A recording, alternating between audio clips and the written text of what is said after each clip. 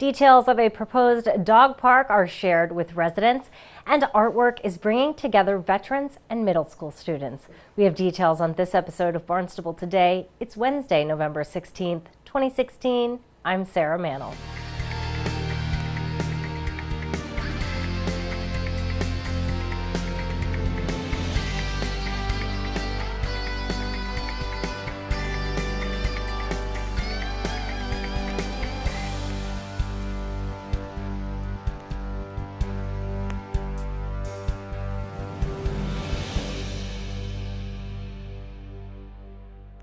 Our four-legged friends will soon have their own place to play in Barnstable. A dog park will soon be built near Hathaway's Pond in Hyannis. A public meeting was held earlier this week. Consultant Mike Dodson talked about some of the items that may be included in the park. Dog park amenities, water fountains are a must. And as you can see on the right, this particular fountain that we'd like to use can be used by dogs, by people. There's also it's accessible as well, and you can also connect a hose bib to these water fountains because it's important to spray down the stones if it hasn't rained in a while. You know, you want to keep it washed off relatively often, keep it clean, that kind of thing. On the left-hand side, that's the Mashpee Dog Park. You can see some additional benches. There's signage and plaza space for gathering. Other side amenities, you know, we like to provide dog bags, obviously trash receptacles, but not too close from seating areas, like we've seen in other dog parks. We've learned from that, keep it a little distant, you know, closer to gates, but further from seating areas if you can. And then on the right, of course, that looks like a fake boulder to me. We're in Massachusetts. There's going to be plenty of boulders, and the real boulders are nicer, and they're a lot less expensive.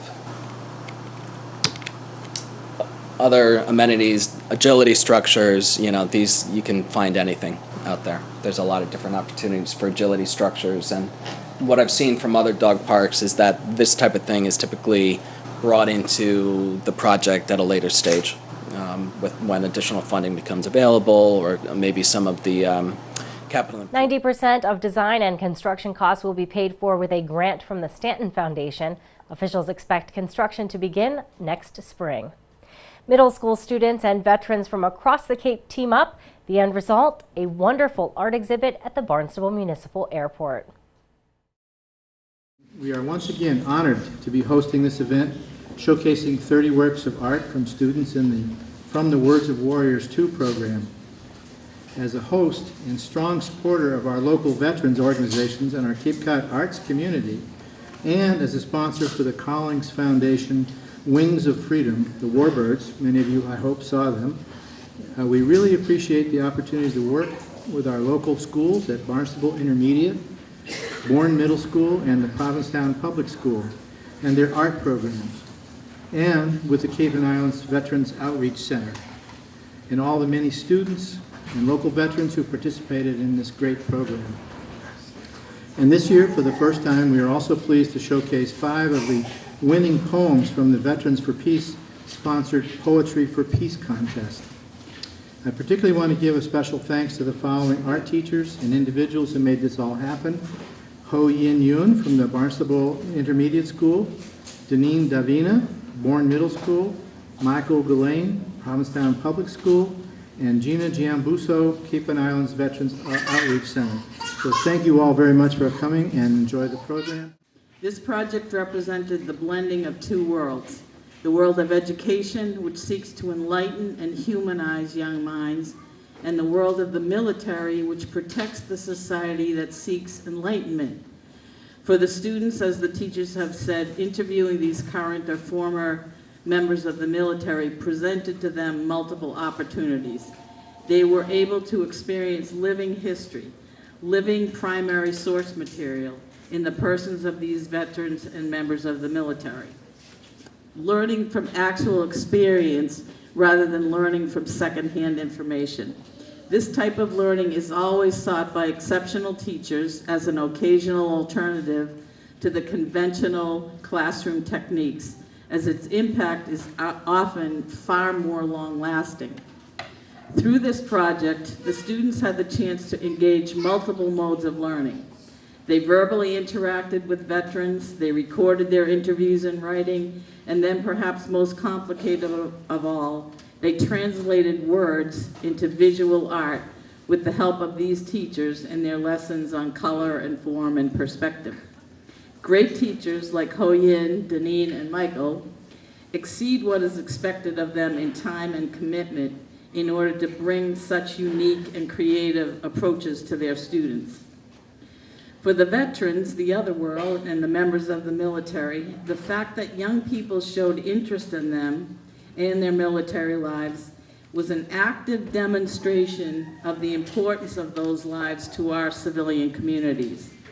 We often have the opportunity to say thank you for your service, as we should, but opportunities such as this to speak with these men and women as human beings and to try to reach beyond the stereotypes of military life to understand the personal side of their contributions to their country are perhaps a more intimate form of thanks. We hope that because these young people have acquired a brief glimpse into the lives of those in the military, they will become the future crusaders for others to understand the sacrifices these human beings and millions of others have made on our behalf. We hope the students carry the memories of veteran and military sacrifices and learn more about the sacrifices of others who have served, so that we as a society will never forget what they have done on our behalf. So this is our second iteration of the project, and Deneen and myself had done it previously, and we worked with the Grace Veterans Outreach Center, and it was just a great way for kids to connect with the veteran, have a personal experience and a primary source, and then create artwork in response to that. I think they have a first-hand experience about what a veteran does and their service to their country, and then in terms of like artwork, I think they have an authentic problem that they're challenged with, which I think is great, you know. For me, the students did it in an after-school setting. So the students I chose, I kind of knew them in terms of their maturity because they're interacting with veterans, their artistic capability, and then also just their personality, you know, to make sure that it was a nice fit for them. So I did enjoy the experience doing it because we got to go on a field trip and, you know, we got to stay after school and got to recognize and greaten our appreciation for veterans. It gave me a chance to have the veterans talk about how it was like in the Army, and it gave me an opportunity to reflect on that. And also I got to see these really cool like jets from World War II. Anytime you can get with young people and share veteran experience, it's phenomenal. And you know, we hope it stays with them just a little bit when they get older, whether they go in or not. Whatever their life holds for them, whether they serve or don't serve, hopefully they'll respect veterans.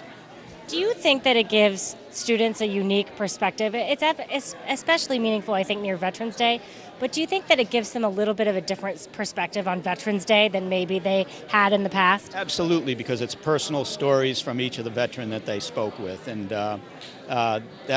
you can't capture that without that one-on-one interaction. As is said, knowledge is power. We are hoping that these students, our future generation, with the knowledge they have gained, will continue to learn from the sacrifices of others and will help us to protect and defend those who have protected and defended all of us, and to protect and defend the values for which the value of service to others for which our country stands. So we're charging you, students, to go forward and remember these veterans and military. And now, we would like all of the students and the veterans who participated to come forward.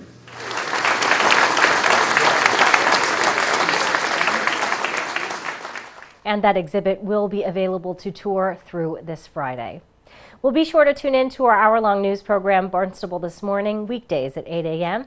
On tomorrow's show, we will find out what's on the agenda for tomorrow night's Town Council meeting. We will chat with Airport Manager Bud Brialt. Plus, we'll have all the news and information you need. For Barnstable Today, I'm Sarah Mannel.